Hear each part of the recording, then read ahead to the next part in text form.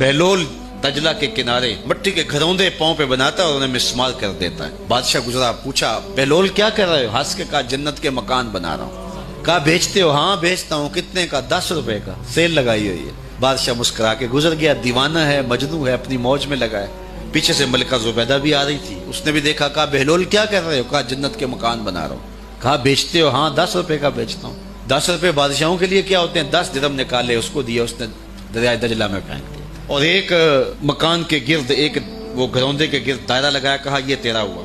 मलिका गुजर गई। शाम को अपने महल में पहुंचे, बादशाह सोया, मंजर जागा कि हशर का दिन है, फिर जन्नत का मंजर है। जन्नत में बड़े बड़े खूबसूरत मकान है। एक मकान तो बड़ा ही अच्छा लगा, जी चाहा कि इस मकान को देखूं। तो जब करीब गया तो दरवाजे पे लिखा था मलिका जुबैदा।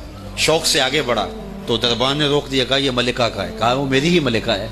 कहा दुनिया के ज़ाब्ते और हैं, आखिरत के ज़ाब्ते और हैं। बादशाह की आंख खुल गई, बेचैन हो गया। मलिका को बेदार किया। कहा तू कौन सा नेक अमल किया है? मैंने जन्नत में तेरा यूं माल देखा। मलिका कहने लगी वही मामूल की नमाजें, वही सब कुछ, कोई नया काम तो मैंने किया नहीं। हाँ याद आया, कल गुजर रही थी, दजला का किनारा था, वो जिसे लोग मजजूब कहते हैं, वो बहलोल, वो जन्नत के महल कहता था, वो बना रहा था। मैंने कहा चलो कोई बात नहीं, फकीर है, 10 रुपए क्या होते हैं। तो मैंने 10 रुपए का एक महल खरीदा था। बादशाह सर पकड़ के बैठ गया, वो तो मुझे भी कहता था। मैं दीवाने की बात समझ के गुजर गया। अगले दिन बादशाह कसदन गुजरा।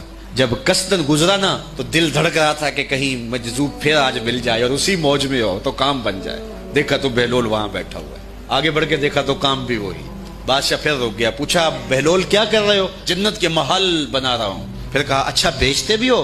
हाँ हाँ बेचने के लिए बना रहा हूँ। बादशाह उधर जेब में हाथ डाल रहा है और उधर पूछ रहा है कितने का? कहा आधी हुकूमत लगेगी।